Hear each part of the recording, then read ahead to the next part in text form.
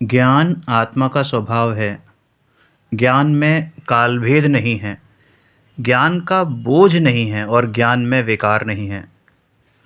50 साल पहले की बात याद करना हो तो उसे याद करने के लिए ज्ञान में क्रम नहीं करना पड़ता। जैसे कपड़े के 50 थान नीचे ऊपर जमाए गए हों और उसमें से नीचे का थान निकालना हो तो ऊपर के थान को हटाने के बाद ही नीचे का थान निकलेगा। वैसे ही ज्ञान में 50 वर्ष पहले की बात याद करने के लिए बीच के उन 50 वर्ष की बात को याद नहीं करना पड़ता। जिस प्रकार कल की बात याद आए उसी प्रकार 50 वर्ष पहले की बात भी एकदम याद आ जाती है।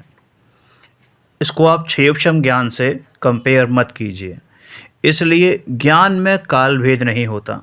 काल को खा जाए ऐसा अरूपी ज्ञान मूर्ति आत्मा है। ज्ञान अरूपी है, इसलिए वह चाहे जितना बढ़ जाए तथापि उसका भार मालूम नहीं होता। कोई कितना बड़ा ज्ञानी हो उसको अपना ज्ञान बोझ नहीं लगता। अनेकें पुस्तकें पढ़ी, इसलिए ज्ञान में भार नहीं बढ़ जाता। इस प्रकार ज्ञान का भार नहीं है, वह अरूपी है। ज्ञान शुद्ध अविकारी है, ज्ञान में विकार नहीं है।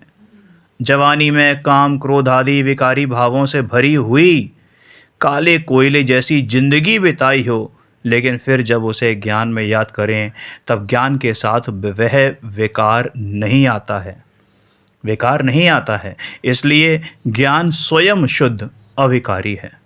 यदि विकारी हो तो पूर्व के विकार का ज्ञान करने से वह विकार भी साथ में ही आना चाहिए, परंतु ऐसा नहीं होता। आत्मा स्वयं शुद्ध अवस्था में रहकर विकार का ज्ञान कर सकता है। अवस्था में पर के अवलंबन से क्षणिक विकार होता है, उसे अविकारी स्वभाव के भान द्वारा सर्वथा नष्ट किया जा सकता है। जो नष्ट हो सके वह आत्मा का स्वभाव नहीं हो सकता। इसलिए विकार आत्मा का स्वभाव नहीं है, ज्ञान भार नहीं है।